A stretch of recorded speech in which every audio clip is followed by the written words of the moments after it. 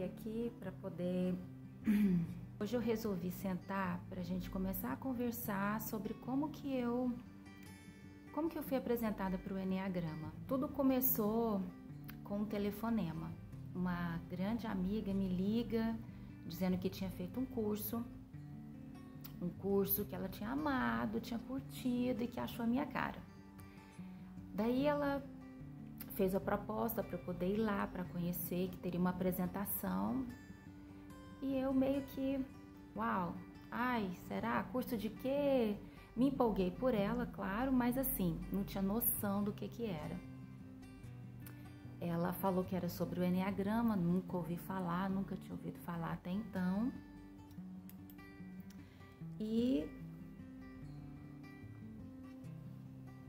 Mas eu pensei assim, poxa, tanto tempo que a gente não se vê, ela estaria lá, tinha lembrado de mim, né? Isso para mim tinha um significado, seria uma chance da gente se encontrar e conversar.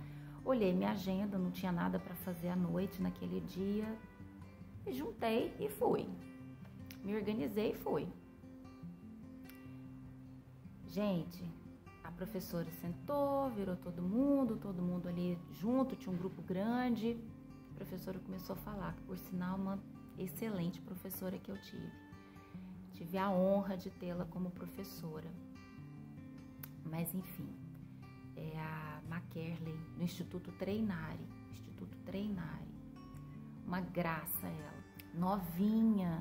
E eu olhava para ela e pensava, gente, essa menina, como é que ela sabe isso tudo? Como é que ela conhece isso tudo? Gente, não deu tempo dela viver isso tudo. Esse era o meu pensamento enquanto eu estava fazendo o curso, enquanto eu estava ouvindo ela falar. Mas eu fiquei apaixonada pelo curso, eu fiquei apaixonada pelo assunto. Parece que tudo fazia assim mega sentido, sabe? Sabe quando no Enneagrama tem o círculo e os pontinhos, né, de onde os números estão? Eu não via os números mais, eu via assim, fulano, ciclano, minha mãe, meu pai, minhas irmãs, talvez os meus filhos. Nossa, onde que meu esposo vai estar nisso? E foi assim, foi uma paixão à primeira vista. Eu amei o sistema. Eu gosto de esquemas, né? Então, para mim foi ótimo ver aquilo.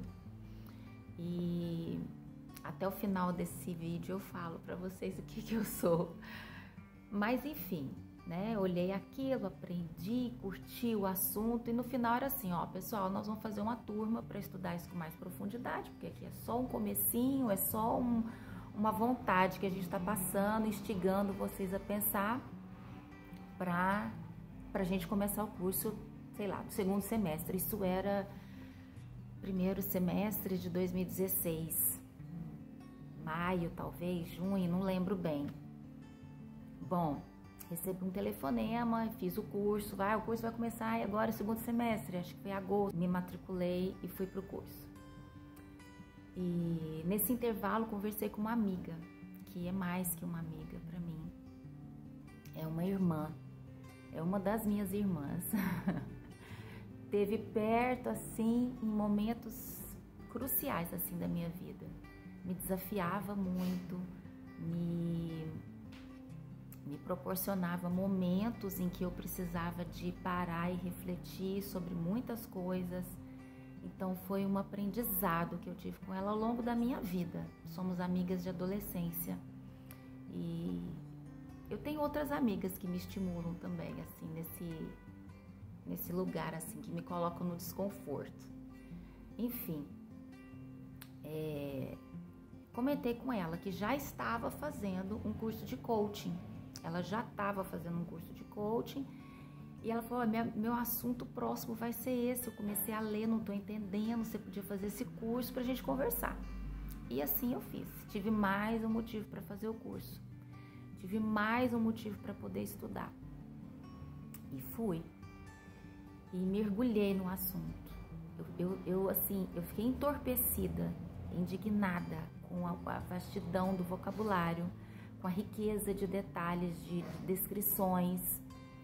Então foi muito legal. E passei o resto do semestre com ela, discutindo, conversando e enfim, né?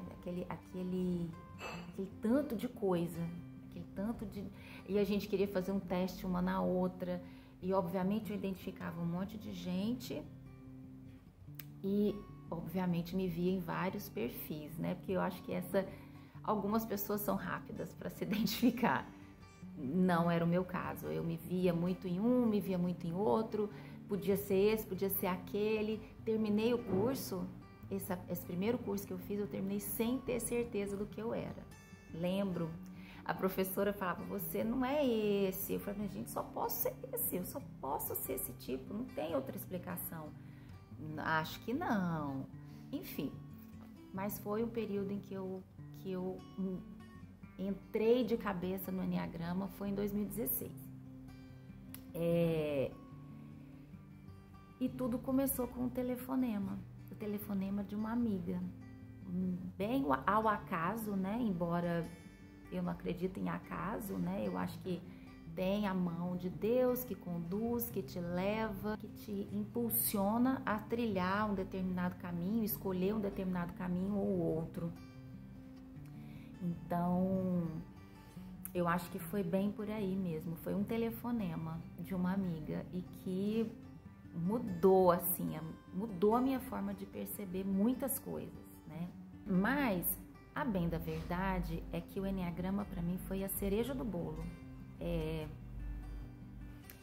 Foi o fechamento, a compreensão. Eu costumo dizer que o Enneagrama me deu uma riqueza de vocabulário, me deu uma compreensão dos bastidores. Não é fácil, eu tenho as minhas lutas, eu tenho as minhas dificuldades, eu tenho os meus gatilhos, eu tenho os meus rompantes, eu tenho os meus vícios, mas quando aquele turbilhão que eu tô envolvida às vezes naquele momento passa, eu consigo olhar atrás das lentes, né? Olhar por detrás do comportamento, quer seja do meu esposo, quer seja dos meus filhos, dos meus pais, de amigos, de irmãos, enfim, de irmãs, né, no caso. E isso para mim foi importante, porque às vezes a gente fica muito presa e muito refém do comportamento do externo, do que o outro mostra pra gente, né, do que o outro tá mostrando pra gente. Mas o que aparece na vida, né, o que aparece pra gente é aquilo que a gente põe daqui para fora. Mas existe todo um mundo interno que a gente desconhece, e o Enneagrama me ajudou a pensar, pelo menos a pensar sobre essas motivações, esses impulsos, os bastidores, né, de cada um, né, de cada um. Mas eu preciso de também dizer para vocês que o Enneagrama não foi tudo e não é tudo para mim. Assim, não representa tudo o que eu sou hoje. Eu poderia dizer que a minha vida, assim, ou não é que a minha vida, é que grandes, assim, enormes transformações começaram a acontecer pós-maternidade.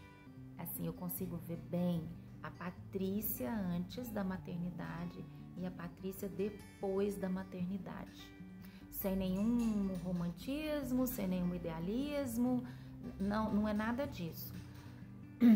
Mas sim, havia uma Patrícia antes da maternidade muito menos engajada, muito menos preocupada, muito menos disposta ou predisposta a algumas mudanças. Acho até porque eu não percebia muito a necessidade de mudar, eu não percebia muito o meu papel, talvez, né, na vida, o espaço que eu ocupava. Eu acho que muitas de nós... Bom, gente, eu tenho 46 anos, fiz 46 anos esse ano.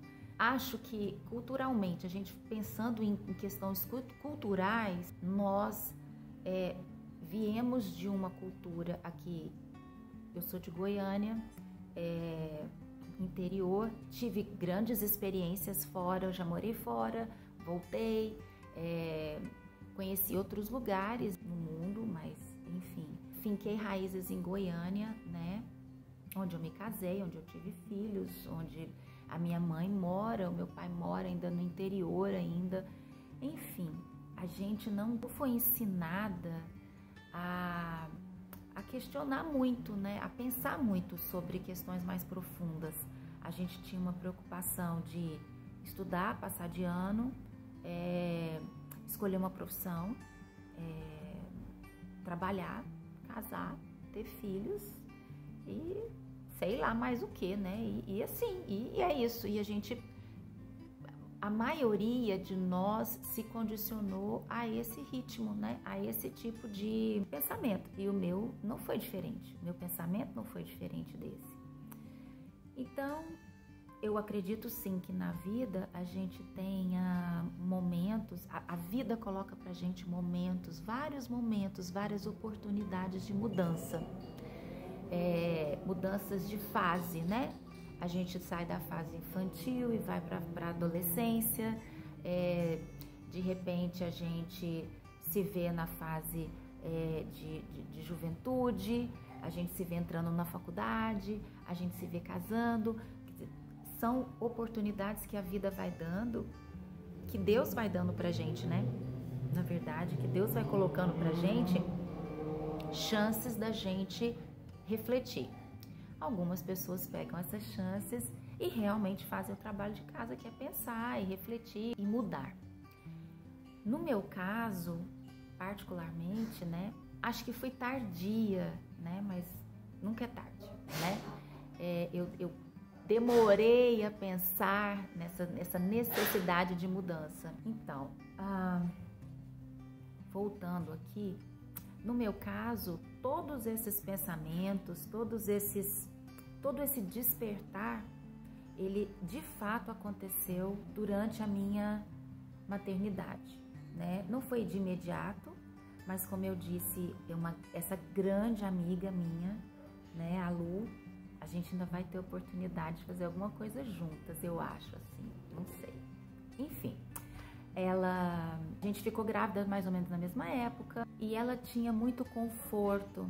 Ela é uma pessoa que acho que desde que nasceu pensa nessas coisas, nessas questões existenciais e sentimentos e sensações e como eu me sinto, como eu estou. Isso não é uma coisa muito fluente para mim, não é uma coisa muito natural assim para mim. Mas por causa dela, eu acabei tendo que pensar muito sobre essas coisas, porque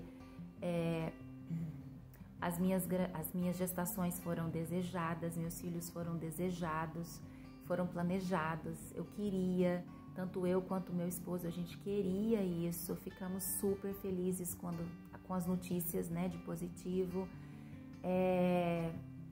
Tudo certo.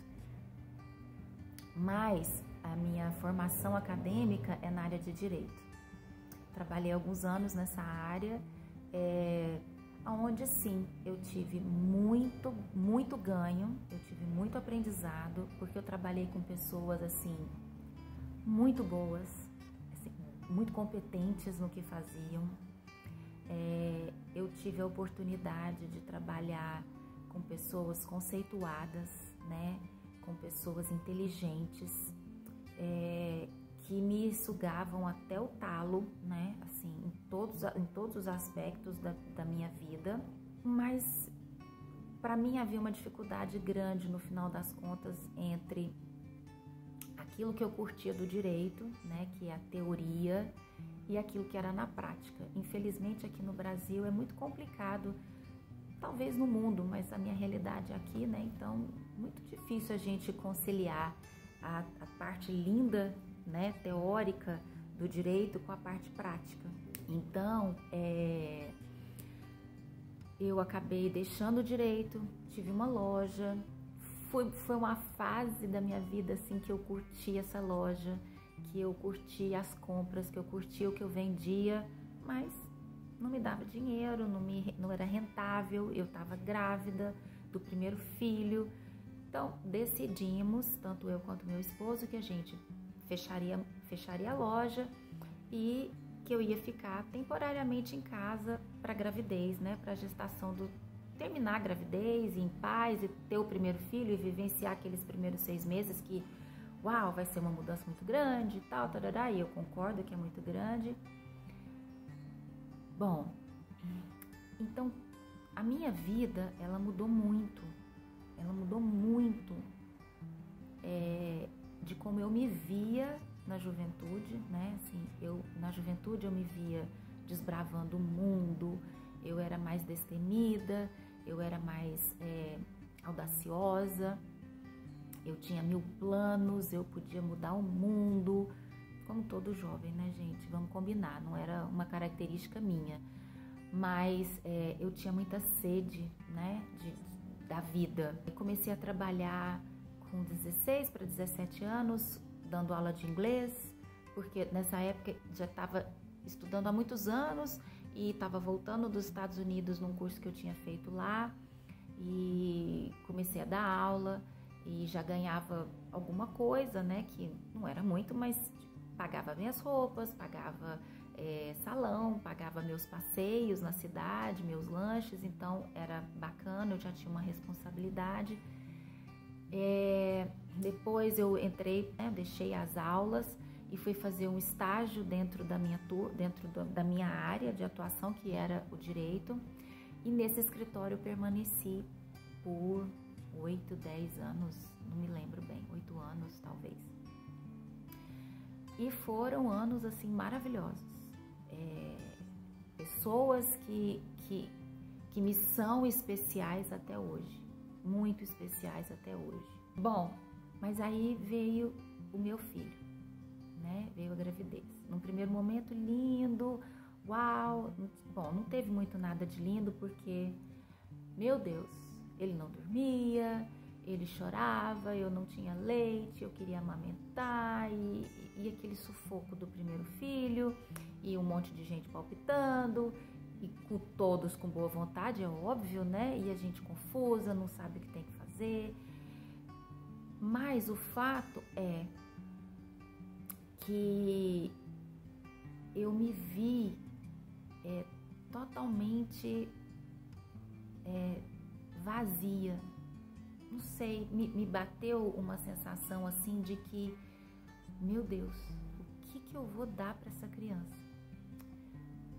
Qual é o referencial que essa criança vai ter, né, de mim? Como que ela vai se posicionar na vida? Qual vai ser o modelo que eu vou ser para ela? Qual é a mãe que eu gostaria de ser? Qual é o envolvimento, né? Como eu vou me dar para essa criança? E a partir dali, muitas coisas começaram a vir à tona. Não de problemas, não é isso de problemas, mas de perguntas. Muitas perguntas começaram a me vir à mente, né? Eu estava em casa, sem trabalhar, cuidando de criança, de um bebê, nova, né? Eu era nova, super produtiva. No fundo, haviam cobranças, muitas cobranças, né? Eu penso que familiares, né? De pessoas do meu ciclo de amizade. Você não vai voltar?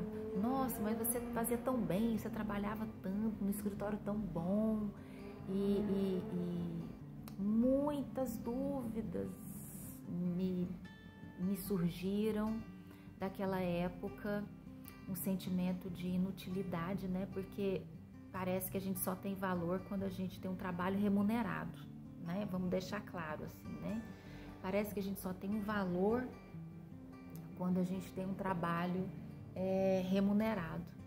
E aquilo, obviamente, gente, veio de encontro, né? Assim, eu nova numa sociedade que cobra o trabalho, né? Que cobra produtividade, que cobra colocar o dinheiro em casa. Enfim, eu não tive essa cobrança propriamente do meu esposo, né? Não tive de verdade, assim.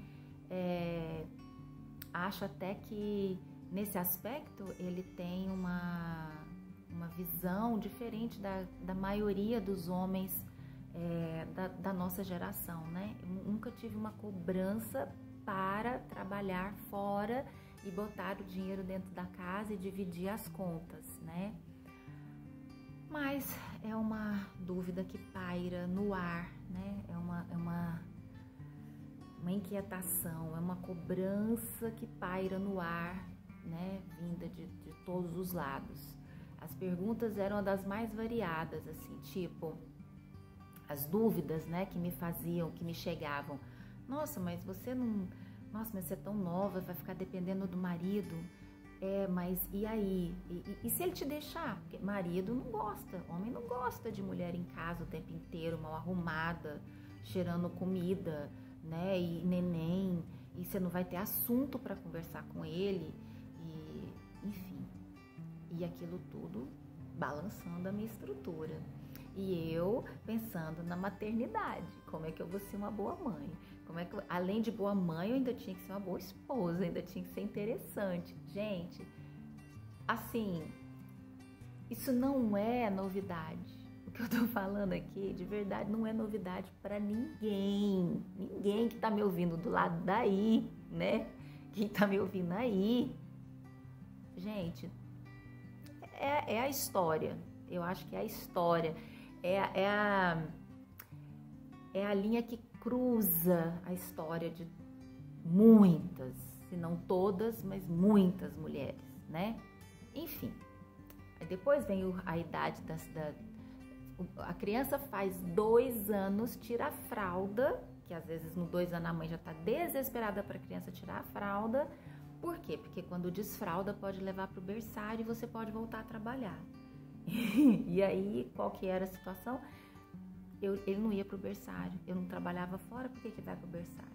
Nossa, mas você não quer? Nossa, mas vai ficar o dia inteiro? Sim. E aí, nesse momento em que eu ficava balançada, gente, mas é mesmo, né? Eu podia estar sozinha, nossa, eu podia fazer alguma coisa pra mim. Aí vinha essa minha grande amiga, né, que me fazia pensar de outra forma, né, sobre a maternidade, sobre o chamado, sobre a bênção, sobre a graça que é a gente poder estar com os nossos filhos, estar presente, conhecê-los mais do que qualquer babá, mais do que qualquer vó, mais do que qualquer pessoa, a gente conhecer o nosso filho, a gente tá ali na casa, tá ali acompanhando ele todo dia, toda hora, o dia inteiro, né? O que para muitas famílias, para muitas pessoas, isso vira um fardo, um peso, porque não tem esse eco, né? Essa voz que diz assim, isso é bom, isso é legal, isso é louvável, isso é desejável. Fica muito mais fácil a gente pegar a criança, botar na escola e caçar um trabalho, e procurar um trabalho. Então, veja vocês, né? Eu vinha nesse desconforto de questionamento. Põe na escola, não põe na escola, volta a trabalhar, não volta a trabalhar. Perguntava pro Paulo, você quer que eu trabalhe? Eu volto a trabalhar. Aí ele, não, tá tudo bem, pra mim tá tudo bem. Daí alguém chegava e falava assim, nossa, mas você não vai trabalhar? Então, todas essas questões vindo à tona. E eu, nas minhas lutas, o que eu vou entregar pro meu filho? O que eu vou entregar para ele, né? E muitas vezes me vendo assim, muito sem recurso pessoal. Bom, eu demorei nessa fase, assim, de angústia, assim, não sabia o que fazia com o tempo. A sensação que eu tinha é que eu fazia um monte de coisa, que eu estava morta, mas se perguntasse para mim o que eu tinha feito, eu não tinha feito nada. Eu não conseguia falar, porque era assim, eu troquei 30 fraldas, eu dei 50 mamadeiras, eu dei 3 banhos, eu dei a papinha, eu carreguei no colo, eu deitei no chão, eu engatinhei, eu brinquei, eu dormi, eu acordei, ó, e parece que tudo isso não tem valor, né?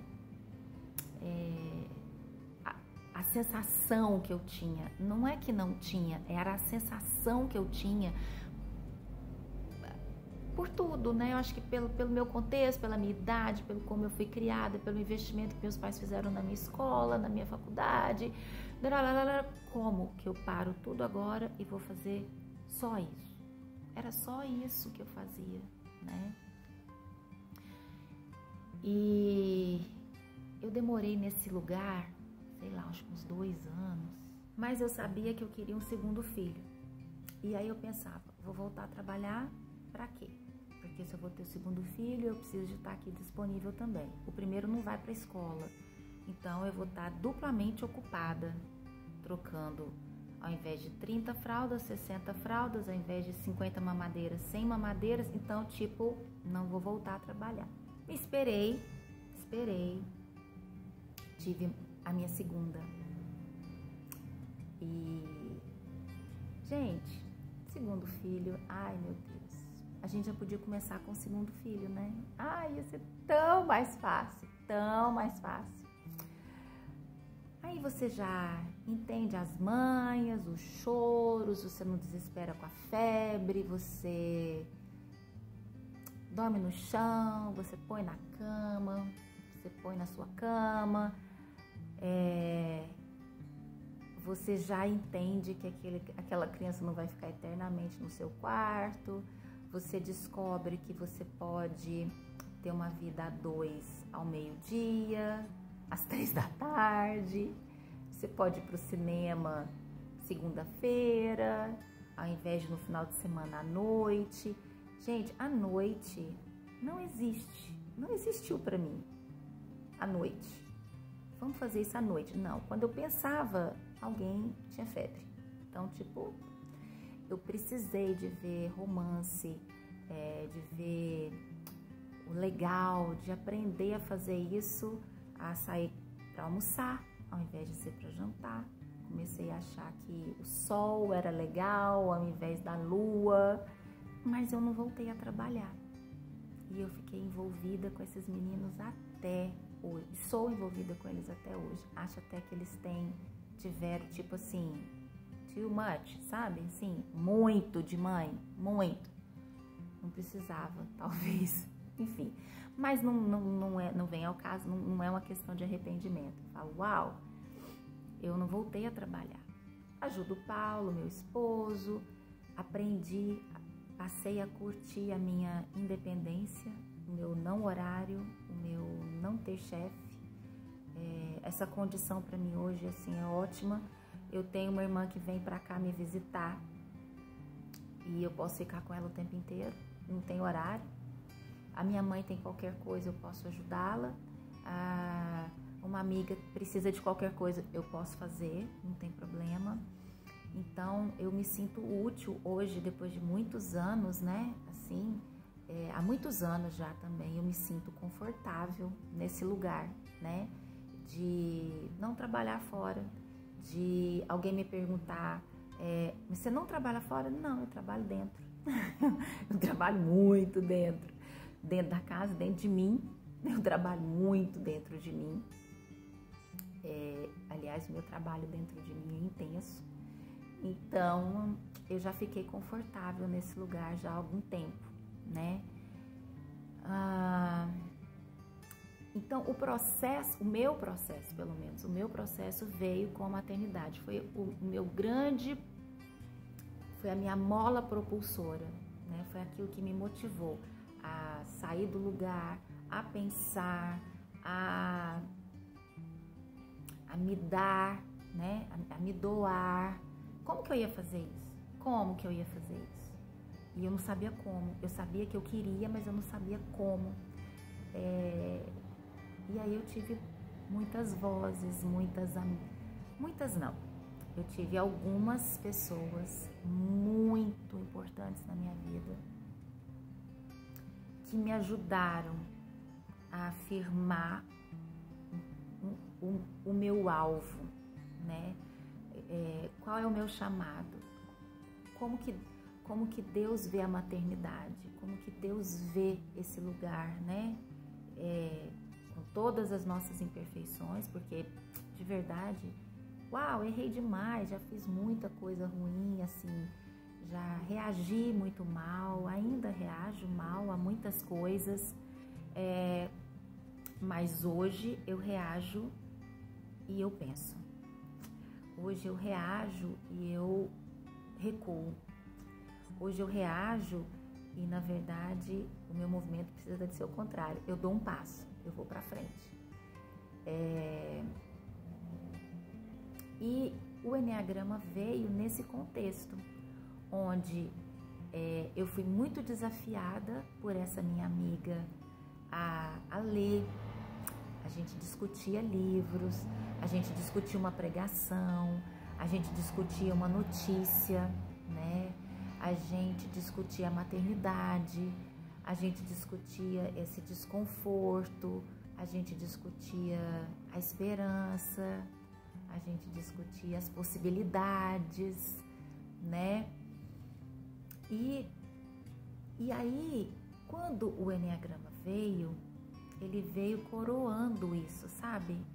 Ele veio me dando vocabulário, me dando a compreensão do outro, porque o que eu acho mais legal no Enneagrama é porque, sim, a gente se vê, a gente se conhece, a gente se identifica, a gente percebe a gente, e é um passo gigantesco para tudo, é um passo, a gente se vê. Mas o mais legal é que a gente vê o outro. A gente vê o outro. A gente pensa assim, meu Deus, para eu melhorar, eu tenho que ir para esse ponto, eu tenho que ir para esse lugar, eu tenho que fazer isso. Gente, difícil demais. Aí a gente para e pensa assim, o outro também tem um lugar que ele precisa de ir para crescer, para mudar, para estar consciente, e é difícil demais. Então eu acho que traz pra gente uma certa empatia, mais paciência, mais tolerância. Então foi buscando isso, foi atrás, usando essa ferramenta, que eu fui buscar alguns suportes, né, através do Enneagrama. Eu lembro que depois eu fiz o curso depois que eu fiz o primeiro curso, que foi um curso de um final de semana inteiro, depois que eu fiz esse curso de um final de semana, passado uns 6, 8 meses, ia ter o mesmo curso devagarinho. A gente ia fazer um tipo por semana, e a duração da aula seria umas 3h30, mais ou menos. Lá vai eu de novo. Porque agora eu queria entender detalhe do detalhe de cada tipo. Embora, gente, eu acho que isso é inesgotável, né? Daí, achei interessante porque eu cheguei no curso, eu era a única pessoa que não trabalhava fora e que não estava ali para uma recolocação profissional. Eu achei tão engraçado, porque eu achava que tinha mais pessoas interessadas nisso, né? Assim, se conhecer, né, e tal. Não, todos que estavam ali estavam buscando, ou foi sugerido pela empresa, ou estavam no momento da vida que precisava de um upgrade, né, na sua carreira, e então ele precisava de realmente se conhecer e conhecer os seus talentos e os seus desafios, os maiores desafios, porque crescer também envolve muito desafio. E eu era a única que não trabalhava fora, que tinha 2 filhos e que eu só queria entender o Enneagrama para usar aquilo nos meus relacionamentos. pessoais. Bom, fiz o curso e todo mundo perguntando assim, né? Ai, mas e se eu tiver uma equipe para treinar e não sei mais o que, e eu sou tipo tal, tipo 2, como é que é isso? Ai, mas para mim é muito difícil um feedback do chefe. E eu lá assim, bom, as minhas perguntas normalmente eram assim, bom, mas eu que sendo tipo tal e tudo, se eu tiver num relacionamento com meu esposo e ele for, sei lá, tipo 7, tipo 8, qual que é o desafio? Aí todo mundo para assim, tipo, hello, a gente aqui não quer saber disso, a gente quer saber do trabalho, a gente quer saber de como que a gente vai subir na empresa, mudar de trabalho, mudar de ramo. Mas no fundo, eu acho que a minha participação, do mesmo jeito que foi enriquecedor, eu ouvi todas as angústias que as pessoas tinham lá no que diz respeito ao trabalho, eu acho que também eu despertei em algumas pessoas também a possibilidade de ver o Enneagrama nos seus relacionamentos mais íntimos, né? E eu e essa minha amiga, a Lu, a gente discutia, mas o Enneagrama, ele pode ser usado assim também. Tem várias formas de usar o Enneagrama, né? Ele pode ser usado só do ponto de vista psicológico e vai ser mais uma ferramenta de personalidade, de identificação de personalidade, ok? Vai ser uma ferramenta usada, por exemplo, para trabalhar o seu crescimento espiritual, a sua conexão com o seu eu interior, com a sua essência, e vai ter frutos. Uau, muito bom! Mas, como eu e essa minha amiga, nós temos uma formação cristã, parece que ficava algumas pontas meio soltas, né? Como teste de personalidade, ótimo, pra gente valia também. Quando pensava no caminho do crescimento espiritual, a gente tinha uma certa dificuldade de entender aquilo, porque ficava muito amplo, né? E a gente começou a buscar fontes. Será que isso tem uso? Será que tem alguma coisa que caminha, né, numa cosmovisão cristã? Será que isso ressoa, né? Faz sentido a gente olhar para o Enneagrama à luz, né? À luz da palavra de Deus, à luz, né, do que a gente crê, né? Sem ficar uma coisa tão abstrata, né? E foi quando a gente conheceu ótimas pessoas, assim, pastores, líderes espirituais, cristãos, né, com o nome, né, de cristãos, né, padres, que usam o Enneagrama dentro de uma perspectiva bíblica. E que pra gente foi assim, uau, um respiro. Muita coisa fez sentido, muita coisa fez sentido. Quando a gente coloca o Enneagrama em termos de... Essas palavras aparecem também no Enneagrama falado por qualquer outra pessoa que não tenha essa visão cristã. Mas, quando intencionalmente a gente usa as palavras para descrever os nossos pecados, os nossos vícios, as nossas compulsões, os nossos dons, né? Parece que existe uma perspectiva, sim, muito clara entre a queda, entre a graça e a santificação. Então, é como se a gente tivesse pegado uma ferramenta muito legal, muito poderosa, né, muito eficaz, e juntado tudo isso e colocado assim uma lente, assim uma lupa através da Bíblia. Eu não sou aquela pessoa que vai saber todos os versículos para dizer, olha, em Filipenses vai ser assim. Você lembra daquela passagem assim, em Filipenses tanto? Não, não é isso que eu estou dizendo. Mas quando você tem uma visão cristã e você entende, né, o chamado de um cristão, aí você consegue entender essa questão da queda, da graça e da santificação. E aí parece que as coisas se alinham à palavra de Deus. As coisas parece que você tem a certeza de que você está usando uma ferramenta para te ajudar a se parecer mais com o caráter de Deus, né? A te ajudar a chegar mais próximo daquilo que é o nosso alvo, né? Eu penso que quem é cristão tem como alvo se parecer com Cristo. Cada um da sua forma, mas se parecer com Cristo. E aí o Enneagrama, ele vai te ajudar. Sendo você quem é, como eu posso me aproximar mais do caráter de Jesus e crescer, né? E ser uma versão melhor de mim, não só porque eu sou melhor, mas porque eu tenho um objetivo, eu tenho um alvo, eu tenho um modelo, é essa palavra, eu tenho um modelo. Acho que o modelo é que faz sentido, né? Não é uma versão melhor da Patrícia, é como a Patrícia, sendo quem é, pode ser mais parecida com Cristo. Qual é o caminho que eu tenho que percorrer? Aí eu acho que o Enneagrama te ajuda, te mostra algumas coisas com mais clareza. Então, é isso.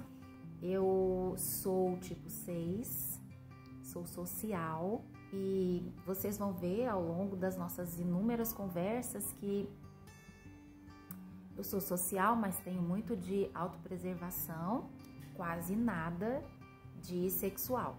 Mas o ideal, na verdade, é que a gente tenha esses 3 instintos, né, equilibrados, né? Mas eu sou um 6 social.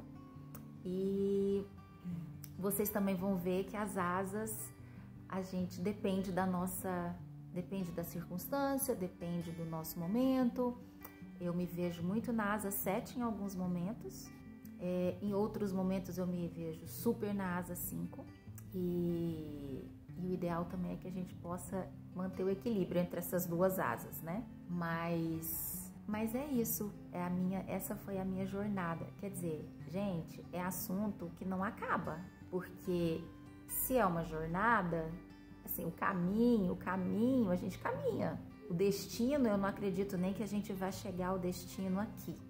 Para ser bem honesta com todos vocês, eu acho que a gente almeja, a gente é intencional, a gente faz o nosso melhor com a ajuda do Espírito Santo, mas a gente não vai ser a nossa melhor versão aqui. Desse lado da eternidade, não.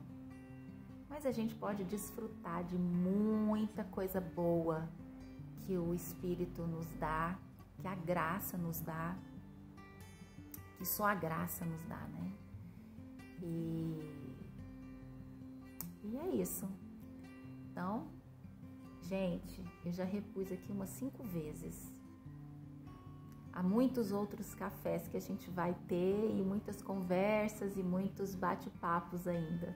Até breve.